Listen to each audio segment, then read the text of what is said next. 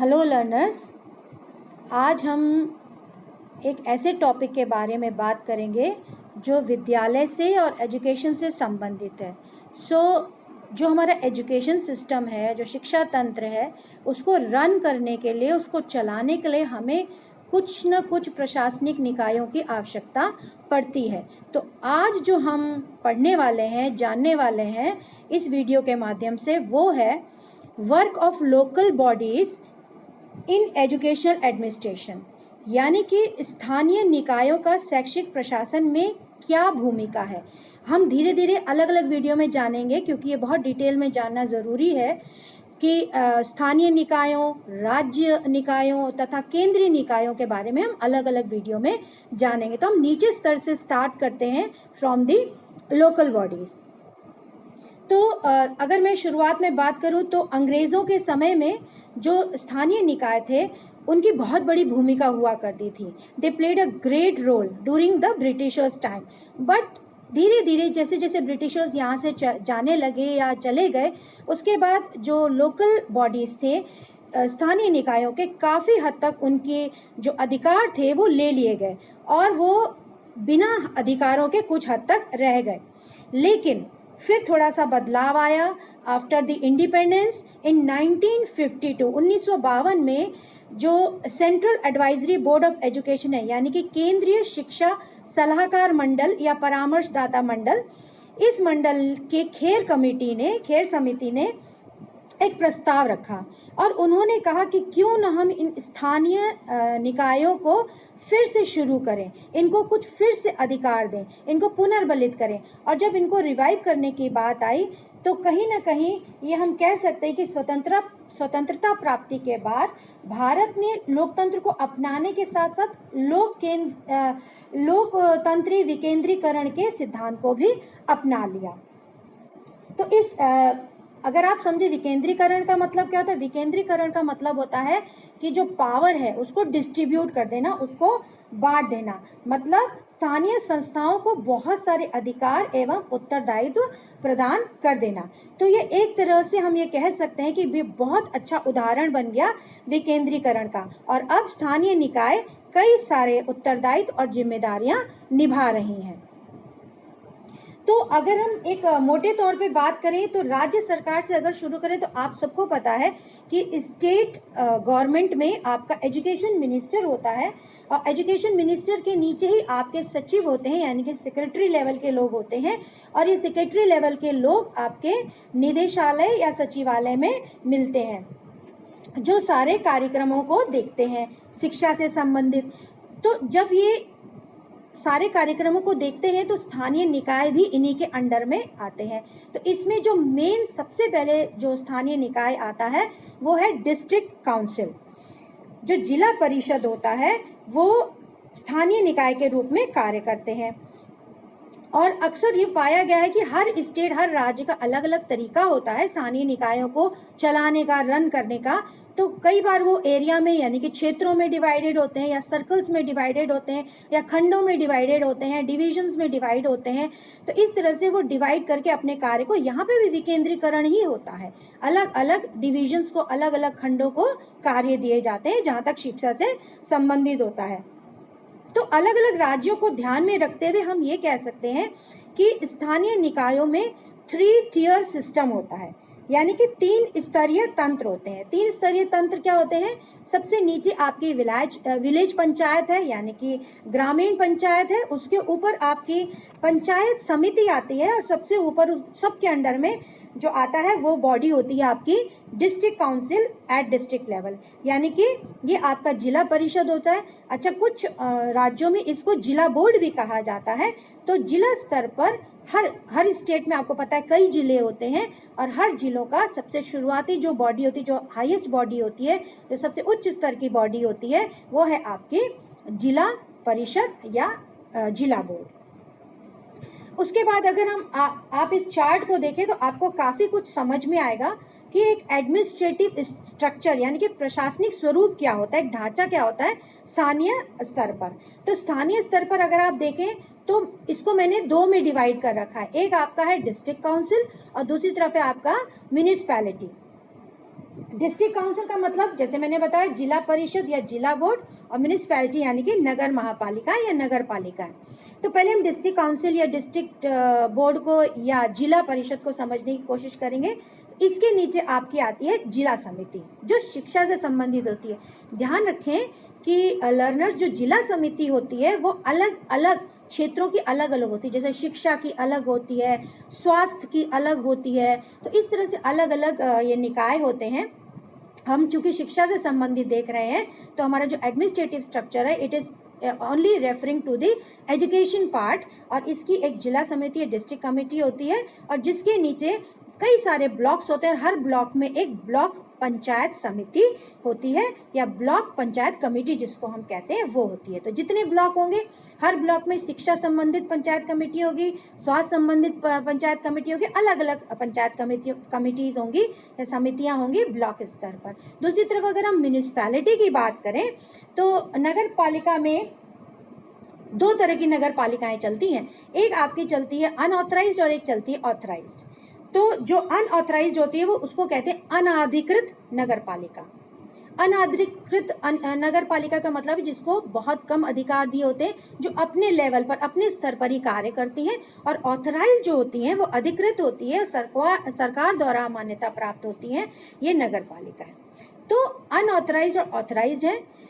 जो अनऑथराइज्ड होता है उसके जो मेन हेड होता है अनाधिकृत नगर पालिका का जो मुखिया होता है वो चेयरमैन होता है। चेयरमैन यानी कि जिसको हम अध्यक्ष कहते हैं। उसी तरह से अगर हम अधिकृत नगर पालिका की बात करें तो उसका जो मुखिया होता है वो भी चेयरमैन यानी कि अध्यक्ष ही होता है, लेकिन ये सरकार द्वारा नामित होता है।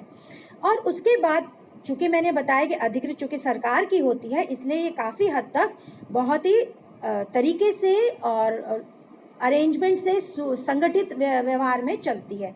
तो चेयरमैन किसका होता है? एजुकेशन कमेटी का। अगेन बच्चों ध्यान रखेंगे कि अलग अलग समितियां होती हैं। यहाँ हम शिक्षा समिति की बात करेंगे। तो जो शैक्षिक समिति होती है उसका चेयरमैन हेड होता है और उसके अंडर में आते हैं आपके सुपरिंटेंडेंट। सुपरिंटेंडेंट मतलब होते हैं अधीक्षक, यानी कि शिक्षा अधीक्षक। तो एजुकेशनल सुपरिंटेंडेंट भी आप कह सकते हैं, ऐसे ही हेल्थ सुपरिंटेंडेंट भी होते हैं। यहाँ पे हम शिक्षा अधीक्षक की बात करेंगे या एजुकेशनल सुपरिंटेंडेंट। और यहाँ पर दोनों ही यानी कि मेल और फीमेल, पुरुष और महिला दोनों होते हैं, ताकि उसी हिसाब से वो कार्य को बांटा जा सके। तो ये आपका तंत्र है या प्रशासनिक तंत्र है जो स्थानीय निकायों में देखा जाता है। तो अब हम जानेंगे कि आखिर ये जो जिला परिषद है ये कैसी है, क्या कार्य करती है, और वहीं दूसरी तरफ नगर पालिका की हम बात करेंगे। तो अगर हम जिला परिषद की बात करें तो जो जिला परिषद है वो ग्रामीण क्षेत्रों की प्राथमिक शिक्षा को देखने के लिए बेसिकली बनाया गया है और ये सारे उत्तरदायित्व वहीं के संभालता है। तो ये प्राइमरी एजुकेशन के लिए बिल्कुल डायरेक्टली इन्वॉल्व रहता है, डायरेक्टली रिस्पॉन्सिबल रहता है, इसका सारा उत्तरदायित्व संभालता है। और कुछ राज्यों में जैसे कि यूपी, उत्तर प्रदेश की अगर हम बात करें तो इसे डिस्ट्रिक्ट बोर्ड पहले कहा जाता था, लेकिन अब इसको डिस्ट्रिक्ट पंचायत या जिला पंचायत के रूप में भी कहा जाता है।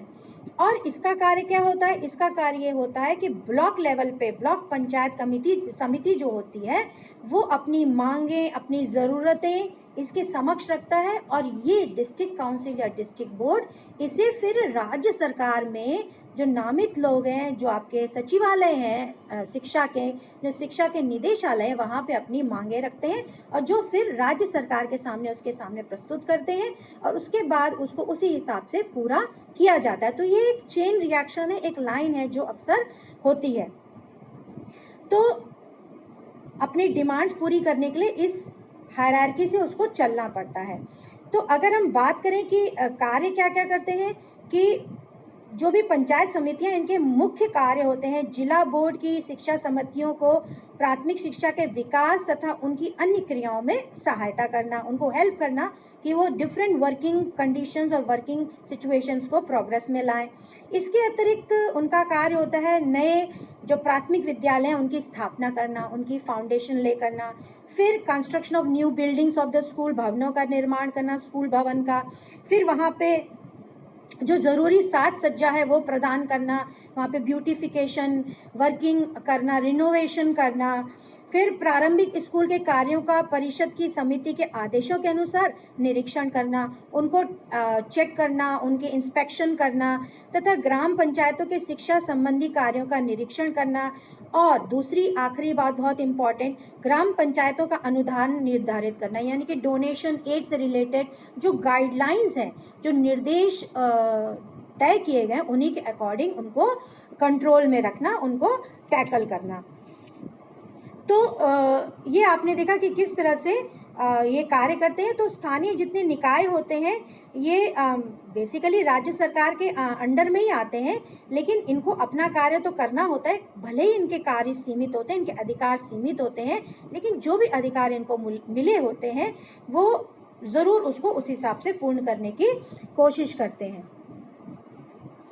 अब अगर हम नगर पालिका की बात करें तो इसमें दो तरीके की नगर पालिका आपने देखी, एक है आपकी अधिकृत और एक है अनाधिकृत। तो हम अधिकृत के पास चूंकि सरकार की है इसलिए ज़्यादा राइट्स और ड्यूटीज़ और रिस्पॉन्सिबिलिटीज़ होती हैं, उनके पास ज़्यादा जिम्मेदारियां होती हैं। तो जो अधिकृत नगर पालिकाएँ होती हैं वो फाइनेंसेस से डील करती है, एनुअल जो वार्षिक इनके जितने भी वार्षिक धनराशि होती हैं, इनके व्यय होते हैं, उनको देखती है। और ये सब चीज़ें अनऑथराइज यानी कि अनाधिकृत के पास नहीं होती। इसके अलावा जो अधिकृत वाली होती हैं वो अपनी शिक्षा समिति या विद्यालय बोर्ड बनाने का उनको अधिकार प्राप्त होता है, जो आपका अनाधिकृत में नहीं होता है। वो समितियां वगैरह नहीं बना सकती, वो उसी प्रकार से चलती हैं जैसे ऑथराइज या अधिकृत नगर पालिका उनको कहती है। तो शिक्षा प्रशासन में कहीं ना कहीं अधिकृत या ऑथराइज को बहुत ज़्यादा रिस्पॉन्सिबिलिटी या अधिकार प्राप्त होते हैं, और वे अपने विद्यालयों या स्कूलों का निरीक्षण स्वयं करने के लिए अधिकारियों को भी नियुक्त कर सकते हैं। They can recruit officers who can inspect and supervise the work of those schools, जो कि अनाधिकृत को नहीं दिए होते। इनको कहीं ना कहीं जो अधिकृत होते हैं वही ध्यान रखते हैं, वही ध्यान देते हैं। और जो अनाधिकृत होते हैं ये सिर्फ शिक्षा में ही अपना योगदान देते हैं, ना तो इनका फाइनेंशियल या वित्त से संबंधित कुछ होता है, ना इनका इंस्पेक्शन या निरीक्षण से संबंधित होता है। ये सिर्फ उन्हीं के आधार पे काम करते हैं जैसे अधिकृत नगर पालिका इनको कहती हैं, तो उसी हिसाब से इनका कार्य होता है। अब हम बात करते हैं पूर्ण रूप से कि जो लोकल बॉडीज होती हैं या स्थानीय निकाय होते हैं वो किस प्रकार से कार्य करती है, उनका क्या क्या कार्य होता है। तो अगर आप बात करें कि इनका कार्य जो मुख्य कार्य होता है वो सबसे पहले तो जो भी उसका लोकल एरिया है वहाँ की एजुकेशन को देखना, वहाँ की शिक्षा को देखना। लेकिन इनके जो भी कार्य होते हैं वो स्टेट गवर्नमेंट या राज्य सरकार के देखरेख में ही होते हैं और इनके ऊपर पूर्ण निरीक्षण और इन पे नज़र रखी जाती है। तो सबसे पहले अगर स्थानीय निकायों की फंक्शन की या रोल की या वर्क की या कार्य की बात करें तो सबसे पहला है इनका कि शिक्षकों की नियुक्ति, टीचरों का अपॉइंटमेंट करते हैं। लेकिन अपॉइंटमेंट ये डायरेक्ट नहीं कर सकते, एक पैनल बनता है राज्य स्तर पर और वो पैनल इंटरव्यू करता है, टेस्ट करता है और उसके बाद जो सेलेक्ट होते हैं उन सेलेक्टेड कैंडिडेट्स की लिस्ट वो स्थानीय निकायों को देती है और वहाँ पे फिर वो लोग तय करते हैं कि किसको रखना है, कितने लोगों को रखना है, ये ज़रूर स्थानीय निकाय तय करते हैं। दूसरा अगर आपका आता है, अगर कार्यों को हम देखें तो जो भी टीचर्स वहाँ पे नियुक्त किए गए हैं, the teachers those are recruited by the local bodies, they are then considered the employee of local bodies. वो उन्हीं के ही सेवा दशाओं को फॉलो करेंगे, वो उन्हीं के ही कर्मचारी यानी कि स्थानीय निकायों के ही कर्मचारी माने जाएंगे। तीसरा अगर हम बात करें तो जो सर्विस कंडीशंस होती हैं, जो सेवा दशाएं होती हैं, वो बिल्कुल जैसे स्थानीय निकाय तय करेगा वैसा ही होगा। कितने समय पे आना है, कितने घंटे की ड्यूटी होनी चाहिए, टाइमिंग कब चेंज करनी है, टीचरों को कब आना है, क्या कार्य करना है, ये सारी चीज़ें जो हैं वो स्थानीय निकाय बताती है। लेकिन अगेन इनका संबंध राज्य सरकारों के निर्देशों से भी होता है, यानी कि राज्य सरकार इनके संबंध में उनसे स्वीकृति प्राप्त करनी होती है, स्थानीय निकायों को उन्हीं से परमिशन लेनी होती है, तभी वो सर्विस कंडीशंस प्रोवाइड कर सकते हैं अपनी मर्जी से। वो ऐसा नहीं कि अगर स्थानीय निकाय ने कहा है कि आप 6 घंटे ड्यूटी कराएंगे तो स्थानीय निकाय कतई ये नहीं तय कर सकता कि हम टीचरों को 12 घंटे कराएंगे। तो जैसी कंडीशंस राज्य सरकार तय करता है उन्हीं के निर्देशों के आधार पर स्थानीय निकाय उन सर्विसेज को, कंडीशंस को प्रोवाइड करता है। लेकिन हाँ, थोड़ा बहुत लचीलापन, फ्लेक्सिबिलिटी रहती है, थोड़ा बहुत मॉडिफिकेशंस किया जा सकता है। फिर आते हैं किताबों पे, जो पाठ्य पुस्तक होती हैं। अगेन वही चीज होती है कि जो राज्य सरकार है, वहाँ के जो निदेशालय हैं, जो सचिवालय हैं, वहाँ के जो सचिव हैं, जो पैनल है उनका, वो डिस्कस करके वो तय करता है कि कौन सब्जेक्ट की कौन सी किताबें लगनी है। लेकिन हाँ, अगर उन्होंने गणित की 3 किताबें तय करी हैं तो ये स्थानीय निकाय के विद्यालय पे निर्भर करता है कि वो कौन सी किताब चुने। इतनी फ्रीडम, उसको इतनी स्वतंत्रता स्थानीय निकाय को है कि किसी सब्जेक्ट के लिए, किसी विषय के लिए वो अगर एक से ज़्यादा ऑप्शन है तो वो किसी को भी ले सकता है किताब को, तो इतना फ्रीडम उसको मिलता है।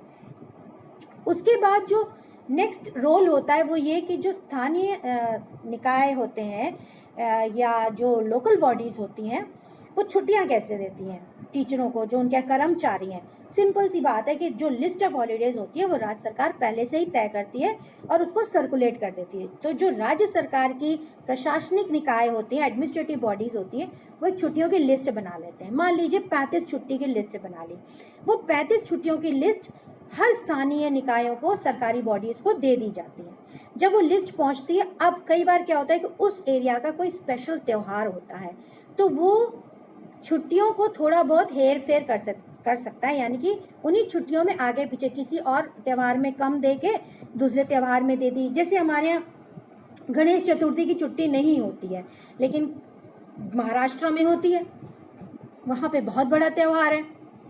हमारे यहाँ दिवाली में ज़्यादा छुट्टी दी जाती है, वहीं आप दक्षिण की तरफ चले जाएं तो वहाँ छुट्टी कम दी जाती है। तो डिपेंड करता है कि स्थानीय जो छुट्टी है वो किस प्रकार से या कैसे की जा सकती है, दी जा सकती है। लेकिन हाँ, जो नंबर ऑफ हॉलीडेज है, यानी कि छुट्टियों की जो संख्या है, उसको घटाने बढ़ाने का काम स्थानीय निकायों के पास नहीं होता है। ये राइट, ये अधिकार सिर्फ राज्य निकायों को होता है।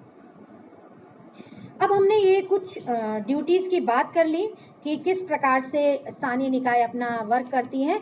मैं आपको थोड़ा सा ये भी बताना चाहूँगी, जो ऑफिस बेयरर्स होती हैं, यानी कि जो शिक्षा सचिवालय होते हैं या जो निदेशालय होते हैं, वो किस प्रकार से लोगों को या प्रशासनिक अफसरों को तैनात करती है।